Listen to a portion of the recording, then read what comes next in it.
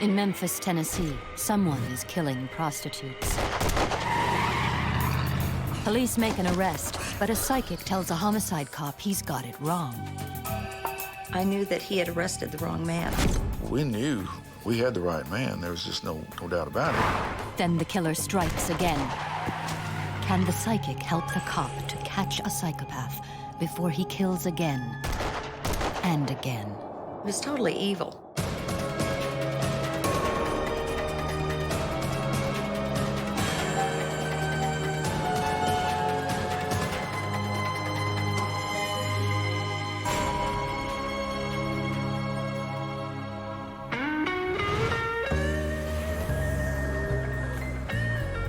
Perched on the banks of the Mississippi and home to the blues and rock and roll, where Elvis lived and died. Memphis, Tennessee is one of the most famous cities in America. Memphis is like the capital of the Mid-South. It's completely different from the rest of the state. We have the river, we have the blues. But Memphis is also one of the most dangerous cities in America. It's a city with a long tradition of crime and violence. Memphis was always known as a fairly violent river town. In fact, during one period of time in the 20s, Memphis was one of the most violent cities in the United States. Anywhere from homicides to assaults to prostitution to working the street. There was a lot of drugs. There are parts of South Memphis that you don't want to go. August 15th, 1988. 25-year-old Sharon Denise Moore is working the street in the notorious South Memphis red light district. But her last trick turns deadly. She is shot at point-blank range with a .32 caliber handgun. It's the 95th murder in Memphis that year. It doesn't take homicide detectives long to line up a prime suspect. Two witnesses finger a man named Larry Ward. They had canvassed the area and sent some people back out to where he had been and actually had statements from two witnesses who basically tied him to the victim prior to her death. And he left with her and came back by himself and had a pistol. Cops soon track Ward down and corner him close to the scene of the crime. After a brief chase, he is quickly arrested. They felt that they had a pretty good case on him, and that's the reason he was charged. The very next day, however, the routine homicide takes a bizarre twist. Carol Pate, a psychic visiting Memphis on vacation, has an unexpected and disturbing vision about the murder, even though that murder has not been made public. I got a vision, intuitive knowledge, if you will, that there was a serial murderer on the loose in Memphis. Hi, I'm looking for Captain. She immediately calls Captain Ken East of the homicide squad. A lot of police departments really don't like to get involved with psychics, but I've always been open-minded. I told him that I had this vision of this serial murderer and that he was stalking and pursuing prostitutes and shooting them. And I told him I had references with other police departments, and if he felt that what I was giving him was important, I'd like to meet with him. There's no reason not to respond to her as long as she seemed like she was on the up and up. Carol Pate uses a technique known as psychometry to connect with her paranormal subjects. An actual photograph of a crime scene contains a signature frequency of both the victim and the murderer. When she touches it, she says she can tune in like a radio to receive information. I can then go into the past, present, future. He showed me some photographs, crime scene photographs, and I began to get some information. Number one was I knew that he had arrested the wrong man. The wrong man. Is it possible Larry Ward is not the killer? Or has the psychic made a mistake?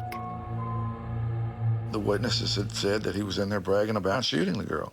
So we knew we had the right man. There was just no doubt about it. It didn't really make a lot of sense to him, nothing to back up the information that I had. And I told her I appreciated it, and if we had anything come up, I'd call her.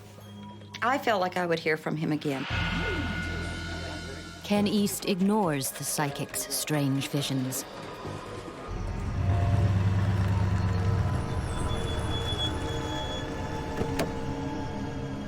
"6 weeks later, another prostitute is murdered. She's shot with the same type of gun as the first victim. Police immediately suspect Larry Ward, who had been released on bail until his trial.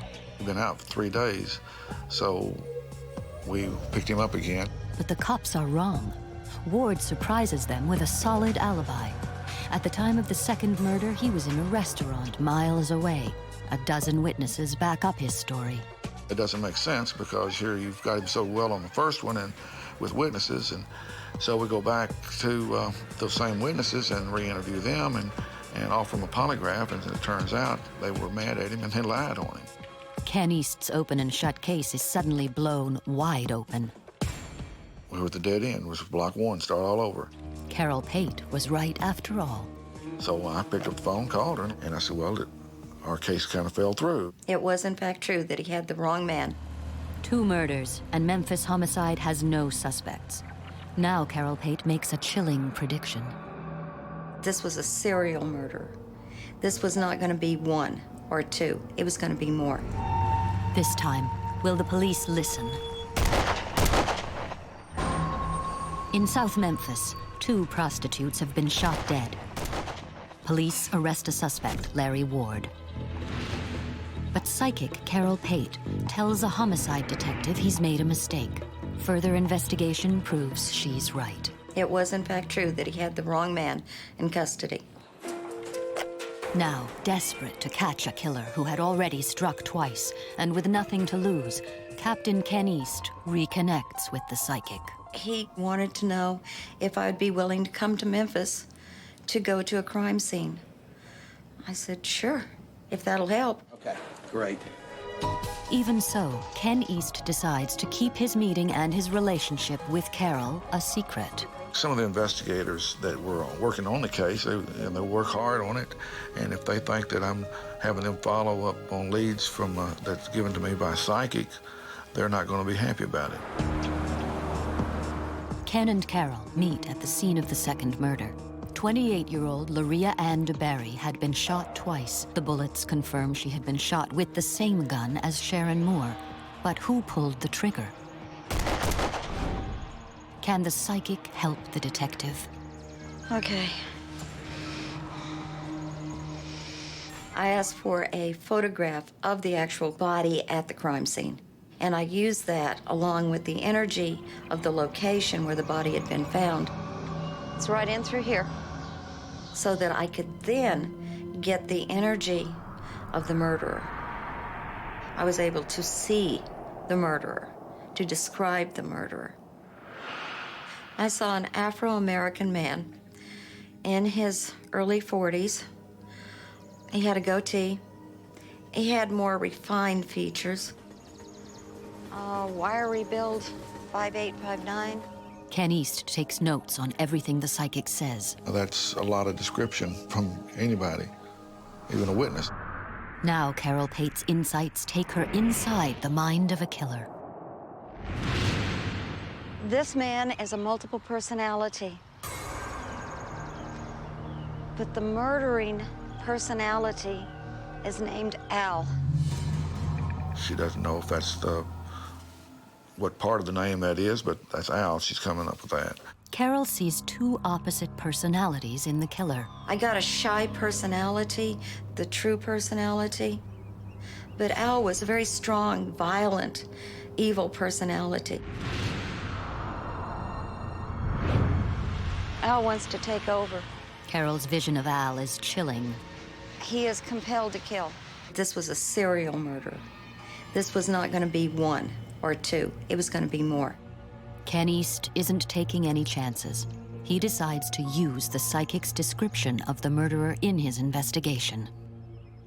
It would give us more to talk to the witnesses in the scene where the prostitutes were hanging out. The more you give, the more they'll give you back. He's not done. The psychic and the cop agree to keep in close touch. Ken gives Carol photographs of the crime scenes and the victims to tune in on any new visions of Al. I said, you have an open line to me. You call me if anything comes to you. What I was looking for when I was tuning into the energy is what we could do to catch him. What was his next move? Who was his next victim? Where was it going to be? They don't have long to wait. A week after the DeBerry murder, the badly decomposed body of another prostitute, 30-year-old Linda Tratt, is found hidden in an alley. We knew there was something fishy because the prostitutes were being killed. With this discovery, the homicide investigation is expanded. Sergeant John Garner is put in charge.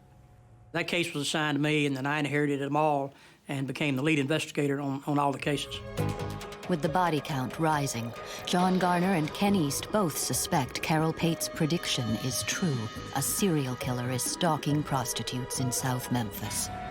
We felt sure if we didn't get on top of it that there would be some more bodies found.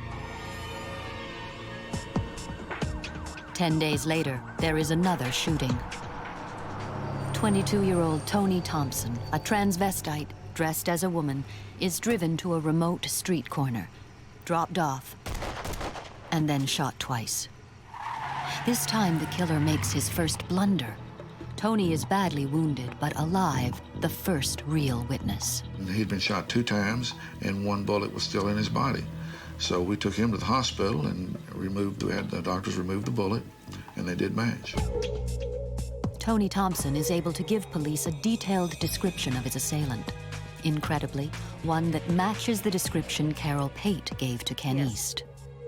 A lot of sketches don't turn out to be exactly like the person looks either, but that sketch kind of fit her description that she'd given, and I was impressed with that.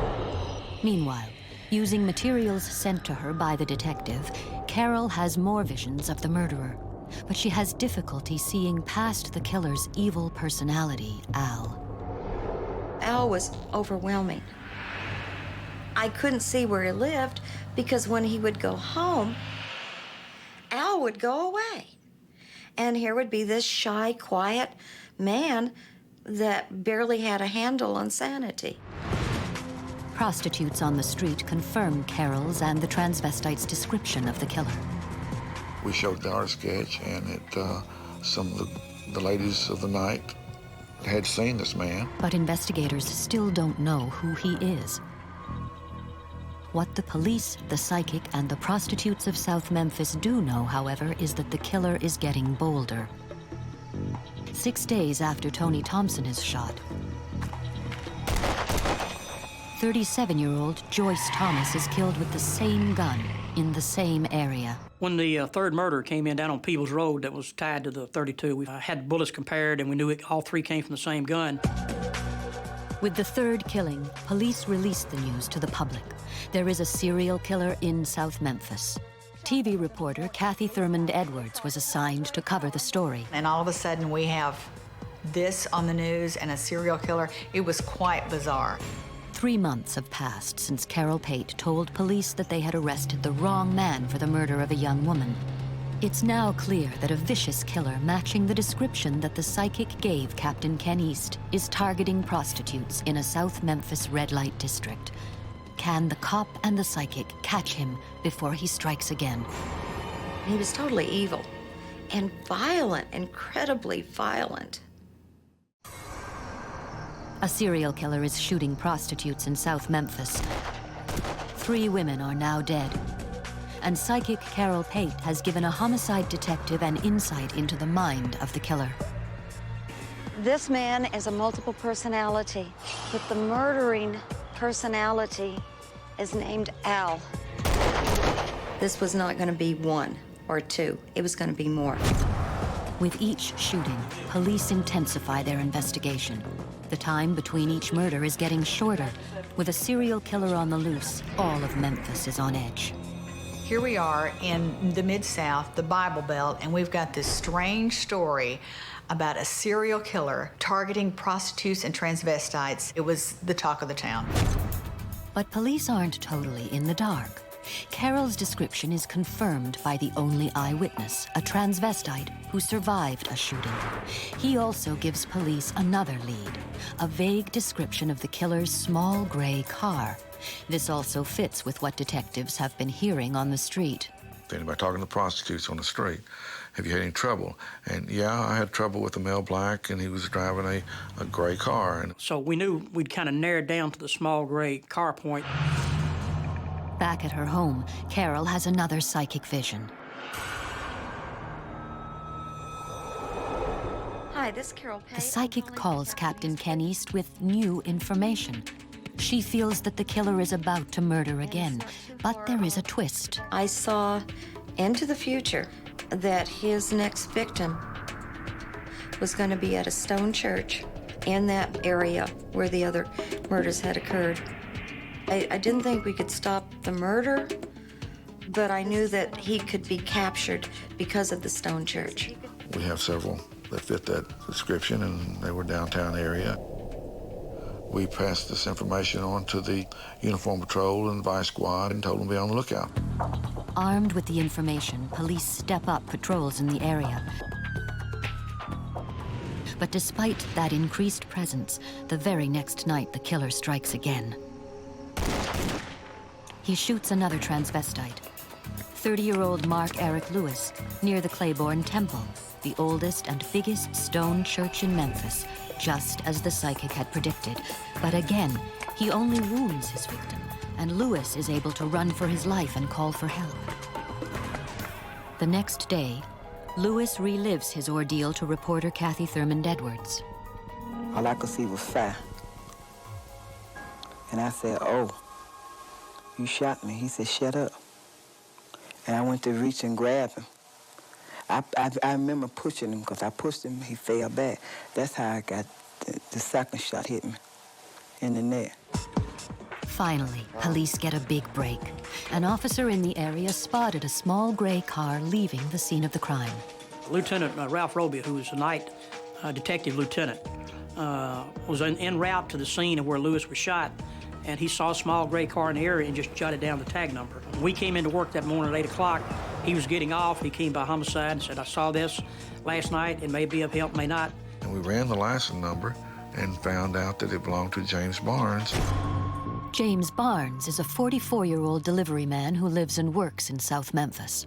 And so we go to their house and talk to his wife, Diane, and she said that her husband's been driving the car and been going out at night and that kind of thing. And so we still didn't have as much evidence as we really liked, so we decided to set up a surveillance on him. The theory was that if he leaves the house, goes to a prostitute area to pick a prostitute up, take him down in hopes of finding a weapon. If you don't have the weapon, at least we can talk to him and maybe get him to confess to it, basically. The very next night, James Barnes drives back into the red light district of South Memphis. Homicide detectives follow him closely. And what we're trying to do is follow him to the crime scene areas in that area part of town. And he did, in fact, go there. Well, they tried to stop him at that point because we didn't want anybody else to get hurt. He stopped in front of the Lorraine Motel, the site of Martin Luther King's assassination 20 years earlier. Barnes tries to escape, but detectives are right behind him. Finally, he's cornered, and police arrest James Barnes. At daylight, the investigating detectives went back out on the scene and did find a gun, and it was a .32 caliber. The gun found at the scene of the arrest is confirmed to be the same one that killed and wounded all of the prostitutes. With James Barnes in custody, questions still remain. What motivated his killing spree?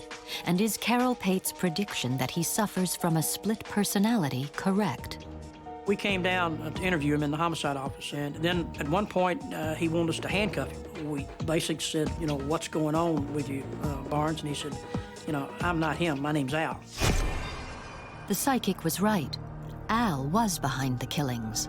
Al wanted Barnes to kill his wife and children, and he would argue with him, and every time he wanted that to happen, that's when he would go out and pick up a prostitute and commit a murder to satisfy Al. How could the psychic have known about the evil personality called Al locked inside the killer's head? You've got to be impressed with the name Al when he's sitting there during the interrogation and he starts acting crazy and asks you to handcuff him so that he won't hurt you or himself. Barnes was in there, but I could barely feel him, and I felt a reluctancy from him to do what was happening. But Al was overwhelming. But the psychic has even more information. 2 weeks after Barnes is arrested, Carol Pate calls Ken East back with a vision. Ken, I think I have some more information for you. I saw that he had taken clothing of another victim and had left it on the banks of the Mississippi. It's between a church, a small church, and the old bridge. Of course, I had no recourse but to send somebody out there at that point. I mean, after I've been dealing with her so long, I had no reason not to. After a search, a detective finds blood-stained clothes exactly where the psychic said they would be. A few days later, the clothes are identified as belonging to Linda Tratt, whose decomposed body had been found 4 weeks earlier. We were all very impressed that we found what we found. It's just one more thing that was tied together as evidence. But the bullet that killed Linda Tratt was never found, so Barnes can't be charged with her murder. Police charged James Barnes with the murders of Sharon Moore, Loria Ann DeBerry, and Joyce Thomas. District Attorney John Campbell prosecutes Barnes in court. You can be a multiple personality and not be insane. You know, if the personality that's controlling you at that particular time knows the difference between right and wrong, he's competent. Barnes eventually pleads guilty to all 3 murders. Today, he is being held in a prison hospital where he will remain for the rest of his life. In this remarkable case, psychic Carol Pate was right about almost every detail. The police did arrest the wrong man. She provided an accurate description of the killer. Wiry build, 5'8", 5'9". She knew he had multiple personalities and that the personality behind the killings was named Al. And she predicted that he would be caught near a stone church. She even made a believer out of Captain Ken East. So anytime that you get information that's from somebody that has no reason to know it, and then you find the information is in fact true, you have to be impressed with that. Carol Pate's uncanny psychic visions undoubtedly helped a cop catch a killer who had terrorized Memphis for months. I wanted him caught. That was the important thing. He had to be stopped.